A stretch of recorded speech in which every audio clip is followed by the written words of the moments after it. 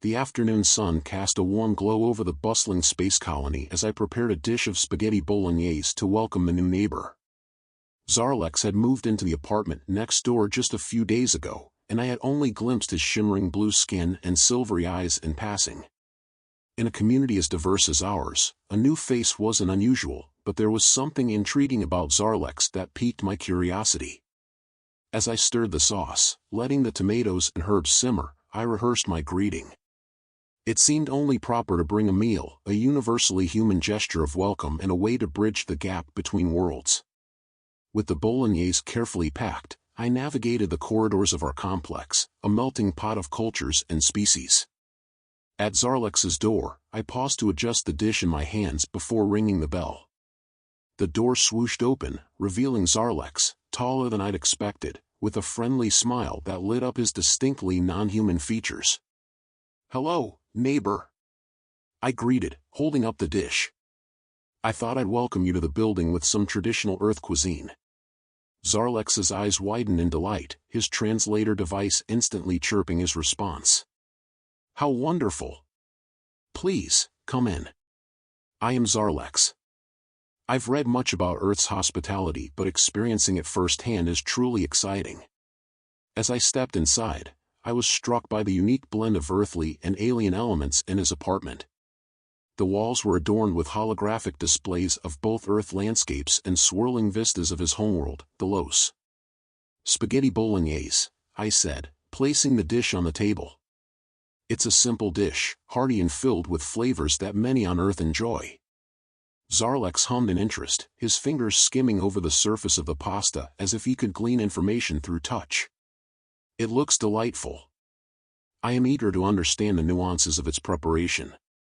Cooking is a profound way to connect with a culture, don't you think?" "Absolutely," I replied, watching him analyze the composition of the dish. Each ingredient tells a part of the story. The tomatoes, for instance, are from Earth's Mediterranean region, traditionally used for their rich flavor. "Fascinating," Zarlex mused.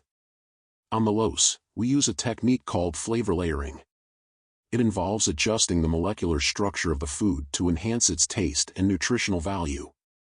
"I'd love to learn more about that," I said, intrigued by the concept. "Maybe you can show me sometime?" "That would be my pleasure," Zarlex replied, his enthusiasm contagious. "Perhaps you could teach me more about Earth's cooking methods as well?" "It's a deal," I smiled. "Consider this the first exchange in our culinary diplomacy." Zarlex chuckled, a sound that was surprisingly human. "Culinary diplomacy, I like that. This will be an enriching exchange, I am sure." We spent the next hour discussing our planet's cuisines, cultures, and the universal language of food. As Zarlex tasted the bolognese, he analyzed each bite with a focus that was almost scientific. "The blend of flavors is exquisite. There's a harmony in the simplicity, a balance that is pleasing to the palate." I nodded, pleased with his reaction. It's all about finding the right balance. Sometimes the simplest dishes speak the loudest. As the evening wore on, our conversation drifted from food to other cultural expressions, music, art, and literature. It became clear that Zarlex was not only here to live among us but to understand and perhaps blend our ways with those of his people. When I finally left his apartment, the corridors of the colony felt less like a passageway between worlds and more like the veins of a single, vibrant organism, pulsing with the lives of its diverse inhabitants. With each step back to my own door, I felt a renewed sense of community, excited about the friendship that had just begun to simmer, much like the bolognese sauce that had started it all. The following weekend, Zarlex invited me over to his apartment, which he had transformed into a combination of a kitchen and a science lab. Every surface was covered with gadgets and instruments, some from Earth and others clearly of alien origin. The air was filled with an array of scents, some familiar and comforting, others exotic and intriguing. "I'm glad you could make it," Zarlex greeted me as I entered, his translator device smoothly converting his alien tongue into English. "I've been experimenting with some basic Earth recipes using Thelosian methods. I must admit, the results have been mixed." I chuckled, setting down the bag of groceries I had brought. "That's often how it goes in the kitchen. What's on the menu today? Today, we are going to make an earth dish called chili con carne, but with a twist, using some Thalassian spices and a technique I believe will enhance the flavors profoundly, Zarlex explained, leading me to a strange-looking device that hummed quietly on the counter. Interesting, I said, peering at the machine, which seemed to vibrate slightly. What does this do? It's a flavor enhancer, Zarlex explained. It uses a series of low-frequency pulses to deepen the taste profiles of the ingredients. On the Los, we use it to prepare our ceremonial meals. I thought it might make an interesting addition to this dish. We began by preparing the ingredients. As I chopped onions and minced garlic, Zarlex handled the alien spices, a vivid collection of powders that shimmered with iridescent colors. Careful with those, Zarlex warned, as he saw me eyeing the spices. They're quite potent. A little goes a long way. Got it, I nodded, watching him skillfully sprinkle a tiny pinch of a sparkling purple powder into the pot where the onions and garlic were already sizzling. As the ingredients cooked, we discussed the properties of each spice. Zarlex explained how each one was cultivated and used on the Los, making parallels to similar earth spices and their uses in our cooking traditions. The purple one is particularly interesting, he said, stirring the pot gently. It has properties that can enhance one's perception of umami, making it very popular in Thalassian cuisine. That's fascinating, I remarked. There's nothing quite like it on Earth. I can't wait to taste how it affects the chili. Once the meat was browned and the spices added, Zarlex activated the flavor enhancer. The device emitted a soft, pulsating glow, and the mixture in the pot seemed to respond, the colors deepening and the aroma intensifying. How long does it stay on? I asked, a little mesmerized by the glow. Just a few minutes, Zarlex replied. Any longer and it might overpower the natural flavors rather than enhancing them. We let the chili simmer while Zarlex prepared a side dish of what he called zath beans, a Thalassian staple that looked somewhat like kidney beans but were a vivid shade of blue. As we cooked, Zarlex shared stories of his home, of vast, fragrant fields under a turquoise sky and cities that floated above the ground, their architecture a dizzying display of organic shapes and gravity-defying structures. It sounds beautiful, I said, genuinely enthralled. Earth must seem quite mundane in comparison. On the contrary, Zarlex chuckled. Earth has a vibrancy to it, a chaos that is both bewildering and utterly charming. Your planet's diversity, in people, in cultures, in flavors, is truly remarkable. When the chili was ready, we served it with a dollop of sour cream and a sprinkle of cheese, the earth ingredients mingling with the alien spices in a dish that was a true fusion of our worlds. Taste it, Zarlex encouraged, his eyes sparkling with a mix of excitement and nervous anticipation. I took a spoonful, and the flavors exploded on my tongue, rich, complex, and utterly delicious, with layers of heat and depth that were unlike anything I'd tasted before. Zarlex, this is incredible, I said, savoring another bite. It's familiar and completely new at the same time. Zarlex beamed, clearly pleased. It's a success then. This is what I hoped for, bringing our worlds together, one dish at a time.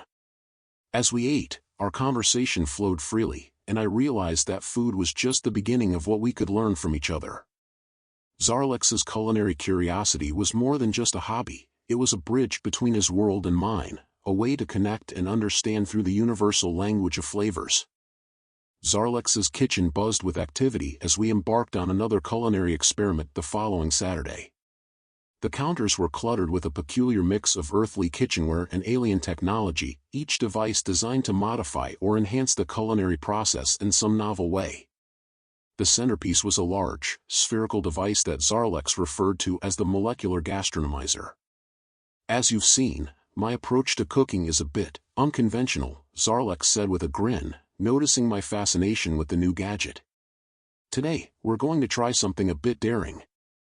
We'll be making a traditional earth dessert, chocolate souffle, but I want to infuse it with a Thalassian fruit extract that reacts to heat in an interesting way. Sounds exciting, I replied, although a part of me was slightly apprehensive about how far from the traditional recipe we might stray. What's the fruit called? It's known as Verilix. It has properties that allow it to expand and create air pockets when exposed to heat, which could either be a disaster or a miraculous success for our soufflé, he explained, handing me a small, luminescent fruit that seemed to pulse with a light of its own. Carefully, I sliced the Verilix, its inside sparkling faintly. "It's beautiful," I remarked. "Does it taste as good as it looks?" "It's quite delightful, sweet with a hint of tartness, and a faint effervescence." "Here, try a piece," Zarlex offered, watching my reaction closely. The fruit was unlike anything I had tasted before. Its flavor was complex and refreshing, leaving a tingling sensation on my tongue. "This will definitely make our dessert interesting," I noted, genuinely curious about the outcome. We prepared the soufflé batter, following the basic steps but incorporating the Verilix extract as we whipped the eggs and sugar. Zarlex adjusted the settings on the molecular gastronomizer, which would gently infuse the batter with a controlled burst of the fruit's expanding properties. "Ready for the moment of truth?" Zarlex asked as we filled the ramekins with the prepared mixture. "Let's do it," I said, as we placed them into the alien oven, which Zarlex had assured me was calibrated to mimic the precise temperatures required by Earth recipes. While we waited for the soufflés to bake, Zarlex brewed a pot of Thelosian tea, a blend that emitted a calming aroma and had a gentle, luminescent quality. "This is a traditional beverage on my planet, often enjoyed after meals. It aids in digestion and enhances the sense of peace," he explained. I accepted a cup, enjoying the soothing effects almost immediately. "You've brought so many interesting things with you, Zarlex. It's amazing how much you can share from your world." He nodded, sipping his tea thoughtfully. "I believe that sharing our cultures makes us richer. There's so much to learn from each other, so many experiences to share. And food is just the beginning." Just then, the timer dinged, and we turned our attention back to the oven. The soufflés had risen beautifully, towering over the rims of the ramekins. However, as we watched, they continued to rise, slowly at first, then rapidly, until they looked comically large. "Oh no," I laughed, half amazed and half horrified. "They're going to take over the kitchen." Zarlex laughed too, a sound full of genuine mirth. "Well, it seems the Verilix was more potent than I anticipated." We carefully removed the towering desserts from the oven, the tops wobbling precariously. "Well, they certainly make a statement," I joked. "Indeed," Zarlex agreed, his eyes twinkling with amusement. "Shall we taste them before they decide to escape?" Carefully, we each took a spoonful, the soufflé's interior perfectly airy and light, with the Verilix lending a subtle, intriguing flavor. Despite their overzealous expansion, they were delicious. "This has been one of the more memorable baking sessions I've had," I said, still amused.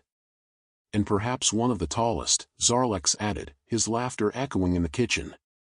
As we enjoyed our soufflés, I realized that these cooking sessions were about more than just food.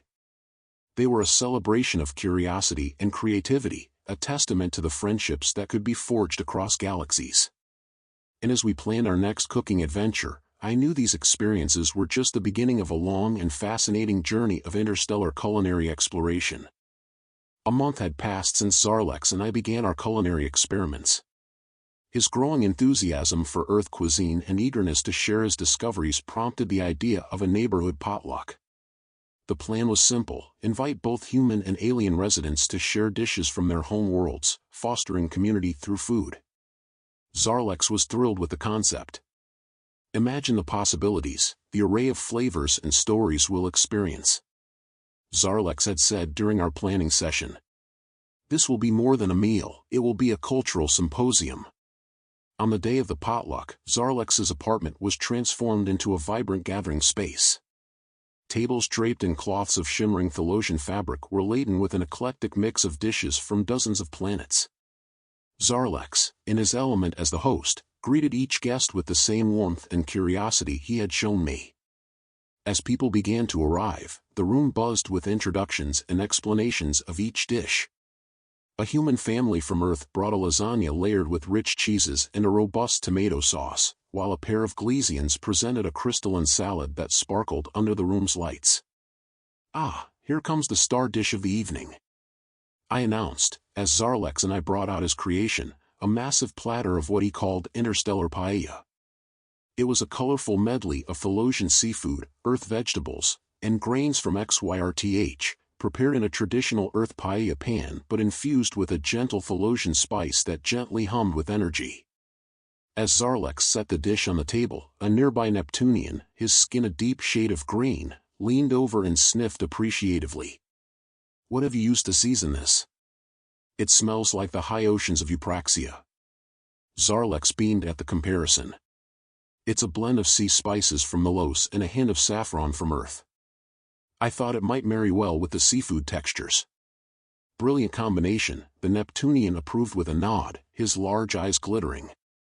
Throughout the evening, guests mingled, tasted, and shared stories about their homes.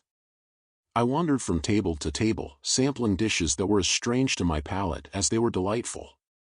A Martian couple introduced me to a dish of red-tinged tubers that tasted surprisingly like sweet potatoes, though they fizzed slightly on the tongue. "It's a traditional Martian harvest meal," they explained. "The fizzing is from the natural gases in the soil where they grow." Later, I joined Zarlex by the drink station, where he was enthusiastically explaining a Thelosian beverage to a group of curious onlookers. "It changes flavor as you drink it," Zarlex was saying. "It begins sweet, then slowly shifts to a tart, almost spicy finish. We drink it at celebrations, to symbolize the journey of life, from the sweetness of youth through the complex layers of maturity." "That's incredibly poetic," a young woman from Venus remarked, sipping the drink and watching her expression shift as the flavors changed. As the evening progressed, I caught up with Zarlex, who was observing the room with a satisfied smile. "This turned out even better than I hoped," he confided. "Look at them, all these different beings, sharing a moment of joy and understanding over food." "It's amazing," I agreed. "Food really can bring people together." "Indeed," Zarlex nodded. "And think of all the new recipes we can try now that we've tasted everyone else's contributions." Just then, a small group approached us, led by an elderly Andromedan who had brought a dish of glowing orbs that tasted of peaches and cream. "Zarlex, my friend," he said in a gravelly voice, "this was a splendid idea. We must do it again." "We certainly will," Zarlex promised, his eyes twinkling. "Next time, perhaps on a larger scale. The entire colony should experience this." As the party wound down and guests began to depart, many stopped to thank Zarlex for his hospitality. Each farewell was a promise of future gatherings, of more shared meals and deepened bonds. "This was just the beginning," Zarlex said as we cleaned up, a note of excitement in his voice. "Imagine what we could do with more planning and more participants." "Galactic potluck round 2?" I suggested, smiling at the thought. "Exactly," Zarlex agreed, his laughter echoing in the now quiet room. "A culinary tradition, born right here in our little neighborhood." After the success of the Galactic potluck, Zarlex was more determined than ever to push the boundaries of culinary fusion. However, our next project proved to be a challenge that neither of us had anticipated. "It's time to tackle the infamous Earth dish known for defeating even seasoned chefs, beef Wellington," Zarlex announced one afternoon with a mix of excitement and solemnity. His apartment was cluttered with various ingredients and cooking manuals spread across the counter. "Beef Wellington, huh? That's a bold choice," I replied, eyeing the collection of exotic spices and cooking tools Zarlex had gathered. "It's tricky enough without adding alien technology into the mix." "Precisely why it's the perfect challenge," Zarlex exclaimed. He held up a hologram of the dish, which rotated slowly in the air. "It involves precision in preparation and cooking, an excellent test for merging our culinary techniques." The plan was to prepare the traditional beef Wellington but to incorporate a Thelosian twist by infusing the dish with a light, fruity glaze made from Zillan berries, known for their ability to enhance the meat's flavor without overwhelming it. Zarlex began by meticulously preparing the duxelle, a finely chopped mushroom mixture, using a high-speed food processor from his planet that made the task look effortless. "On Melos, we use this for blending dense fibrous plants. Works like a charm on Earth mushrooms too," he noted with a grin. Meanwhile, I tackled the beef, searing it in a pan to achieve a perfect caramelized crust. "It smells incredible already," I said as the rich aroma filled the kitchen. "Yes, but the real test is yet to come," Zarlex said, eyeing the seared beef with a critical gaze. He then introduced the Zillenberry glaze, pouring it over the beef with a flourish. The kitchen filled with a sweet and tangy aroma as the glaze began to sizzle slightly on the hot surface of the meat. As we assembled the Wellington, layering the prosciutto, duxelle, and beef, Zarlex prepared to wrap it in a specially made Thelosian pastry. "This pastry is lighter than the traditional puff pastry but should hold up well in the oven," he explained as he gently rolled the beef into the shimmering, slightly iridescent dough. With the Wellington ready for the oven, Zarlex set the temperature using his custom kitchen interface. "Now, we wait and hope that our culinary experiment doesn't end in disaster," he said, only half joking. We spent the baking time discussing other recipes and the reactions from the potluck, but as the timer beeped, a wave of apprehension washed over us. We both stared at the oven door as Zarlex opened it, releasing a cloud of aromatic steam. At first glance, the Wellington looked promising, golden and flaky, but as we transferred it to the serving platter, we noticed that the pastry was not just golden but had spots that turned a deep violet. "It seems the Zillenberry glaze reacted with the Thelosian pastry," Zarlex observed, puzzled. Cutting into the Wellington, it was clear that while the meat was perfectly cooked, the pastry layers had not risen as expected and were imbued with streaks of violet and blue, giving it a striking but unusual appearance. "Well, it's certainly unique," I said, trying to find humor in the situation. "Let's taste it before we make any final judgments," Zarlex suggested. We each took a slice, and despite the visual oddity, the flavors were exceptional, the fruity glaze complementing the savory beef and mushroom perfectly. "Taste is more important than looks, right?" I joked, seeing Zarlex's relieved expression.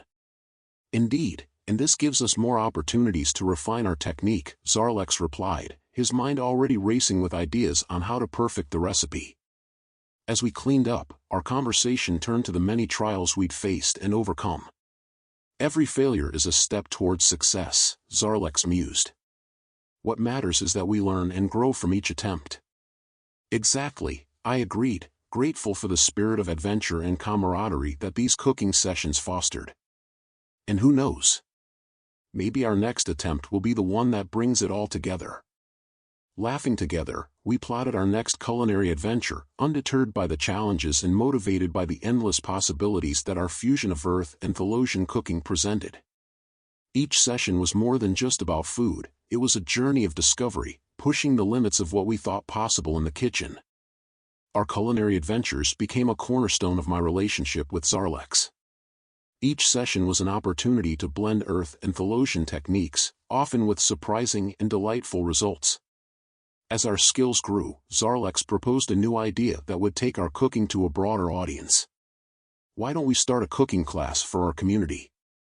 Zarlex suggested one evening as we reviewed the tweaks to our beef Wellington recipe. "It could be a workshop where we teach both Earth and Thelosian cooking techniques." "That sounds like a fantastic idea," I replied, excited by the prospect of sharing our experiences with others. "There's been a lot of interest from our neighbors ever since the potluck. I think people would love to learn how to bring some of these dishes into their own kitchens."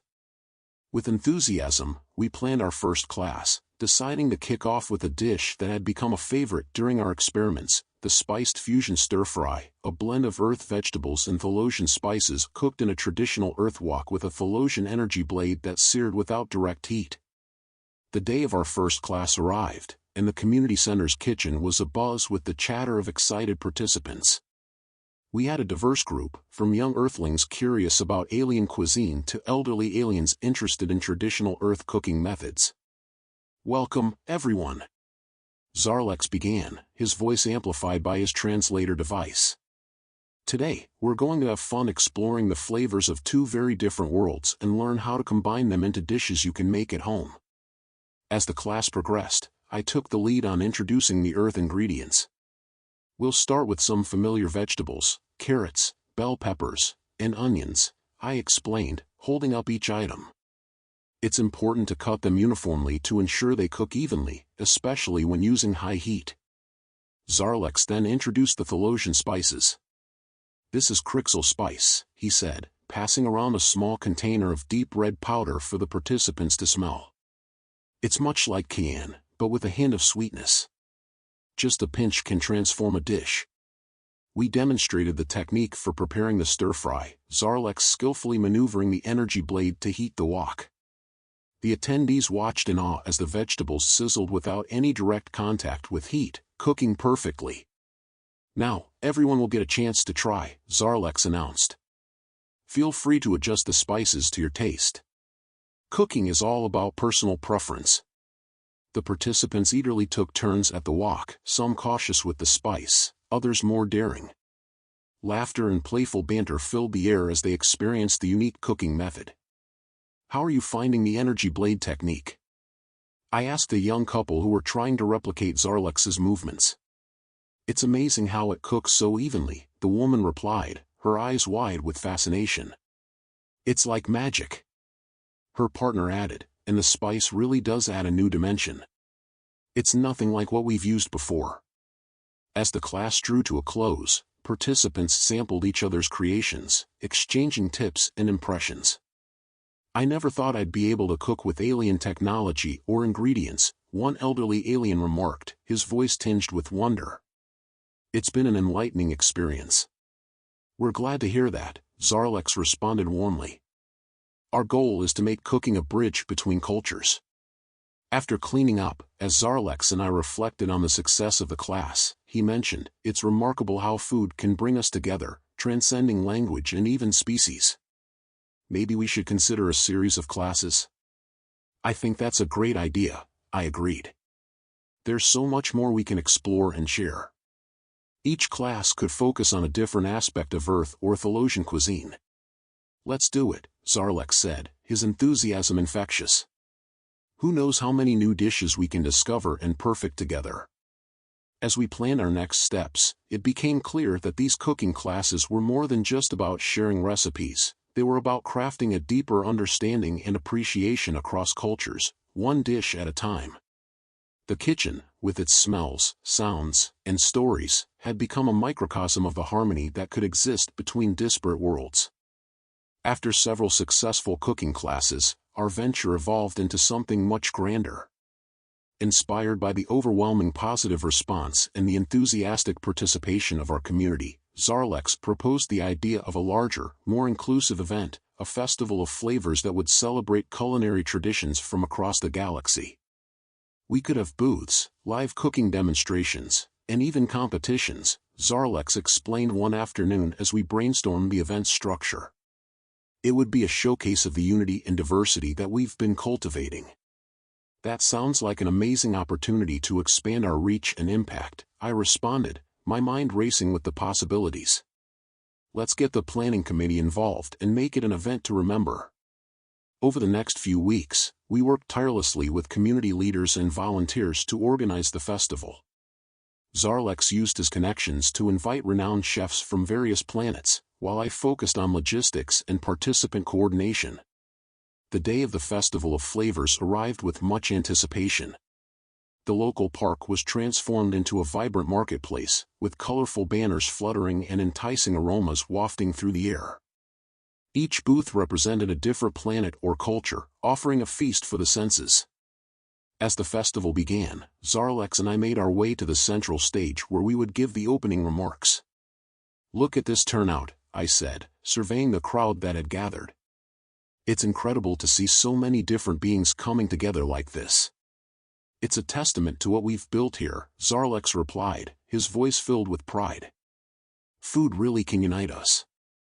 Stepping up to the microphone, Zarlex began, "Welcome, friends from near and far. Today, we celebrate not just the food that sustains us, but the diverse cultures that enrich our lives. We hope you find delight not only in the tastes but also in the stories behind each dish." The crowd cheered, and I followed with, "We encourage everyone to explore, taste, and even learn to cook some of these dishes today. Let's make this festival a place of learning and enjoyment." Throughout the day, Zarlex and I visited various booths, sampling dishes and participating in cooking demos. At one booth, a chef from the aquatic planet of Hydronix prepared a delicate seafood dish that changed color based on the temperature at which it was served. "How do you achieve this effect?" I asked, genuinely curious. The chef explained, "The seafood contains a natural pigment that reacts to heat. It's a characteristic evolved from the need to adapt to our planet's underwater thermal vents." Fascinated, Zarlex noted, "We should consider a cooking class focused on temperature-based cooking techniques. It could be a hit." "Absolutely," I agreed, delighted by the endless learning opportunities presented by our interstellar neighbors. Later, at a demonstration by a Venusian chef specializing in spice blending, Zarlex engaged in a lively discussion about the similarities between Thalosian and Venusian spices. "Both our worlds have developed a rich culture around spice use, but I see that Venusian techniques focus more on the balance of flavors," he commented. "Yes," the chef replied, mixing a fragrant blend before us. "It's all about harmony and the subtle play of aromatics." As the afternoon turned into evening, the festival culminated with a cooking competition where teams of chefs, both amateur and professional, worked together to create dishes using a mix of ingredients from their respective cultures. Zarlex and I served as judges, tasked with tasting each dish and providing feedback. "One of the most exciting aspects of today has been seeing how ingredients unfamiliar to one culture can be adapted so creatively by another," I remarked as we discussed the contestants' dishes. Zarlex nodded in agreement. "It's a reflection of our community, diverse, innovative, and harmonious. This festival has not only been a celebration of flavors but of cooperation and mutual respect." As the festival wound down, we handed out awards to the winning teams, each receiving applause and cheers from the crowd. "This has been an unforgettable experience," Zarlex said as we closed the event. "Thank you to everyone for embracing this celebration of culinary diversity. Let's continue to cook and learn from each other, sharing not just our recipes but our traditions and stories."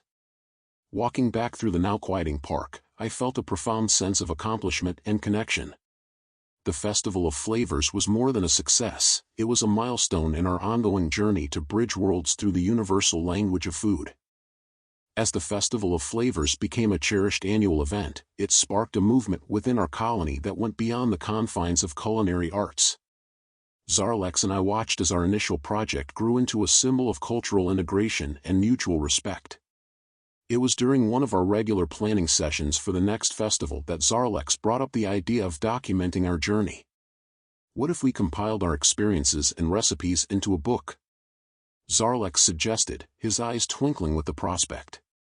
"A cookbook that's also a storybook, chronicling our adventures and the bridges built between cultures through food." "I love that idea," I responded enthusiastically. "It would be a testament to everything we've achieved and a guide for others who want to explore this kind of culinary diplomacy." The project began with collecting stories and recipes from the various chefs and community members who had participated in our events. Each entry was not only a recipe but also a personal narrative, sharing how these dishes were connected to the individual's cultures and histories. As we compiled these entries, I visited Zarlex in his apartment, where he had set up a small workspace dedicated to the book. "How's the compilation going?" I asked, glancing over the scattered notes and vibrant images displayed on his screen. "It's coming together beautifully," Zarlex replied, pulling up a digital page decorated with both earthly and alien script. "Look at this entry from Chef Mira Venus. She explains how the spices in her signature dish are linked to ancient Venusian rituals." "That's fascinating," I said, reading over the details. "It's not just a cookbook, it's a cultural anthology." "Exactly," Zarlex agreed. "And here's another entry from Chef Thon from Mars, detailing the agricultural innovations that led to their staple crops. It's truly educational." We spent the next few hours discussing the layout and content, ensuring that each entry was respectful and informative. The process was a deeper dive into the stories we had only glimpsed at our events, revealing layers of tradition and innovation that were as diverse as the galaxy itself. One evening, as we were finalizing the manuscript, Zarlex looked up from his work, a thoughtful expression on his face. "You know, when I first arrived here, I never imagined that food would become my bridge to understanding and participating in this community. It's been an incredible journey." "It has," I said, reflecting on the countless hours we'd spent together in the kitchen and at the festivals. "And to think it all started with a simple exchange of dishes." Zarlex nodded. "It's a powerful reminder of how sharing a meal can open doors to sharing lives. I think that's the legacy we're creating here, a legacy of openness, curiosity, and the joy of discovery." With the book completed, we decided to launch it at the next Festival of Flavors, which had grown larger and more diverse each year. The festival seemed the perfect occasion to introduce our collaborative work, a celebration of our community's spirit and creativity. On the day of the launch, the community center was packed with attendees eager to get their hands on the book. Zarlex and I stood before the crowd, holding the first printed copy between us. "This book," Zarlex began, addressing the audience, "is more than just a collection of recipes. It is a mosaic of cultures, a tapestry of stories that represent who we are as a community and what we can achieve together." I took over, feeling a swell of pride. "Each page is an invitation to cook, to learn, and to understand. We hope it inspires you as much as your stories and dishes have inspired us." The response was overwhelming. As people flipped through the pages, their faces lit up with recognition and delight at seeing their cultures and contributions celebrated in such a beautiful format. As the evening wound down, Zarlex and I shared a quiet moment of reflection. "What do you think we should tackle next?" I joked, half serious. Zarlex laughed, his gaze sweeping over the happy, mingling crowd. "Whatever it is, I'm sure it will be delicious and enlightening. But for now, let's just enjoy the fruits of our labor." "Agreed," I said, raising a glass to toast our success, our friendship, and the unifying power of food. As we looked out over the crowd, it was clear that what we had created was more than a book or a festival. It was a living, evolving celebration of diversity, a legacy that would continue to grow, one meal at a time.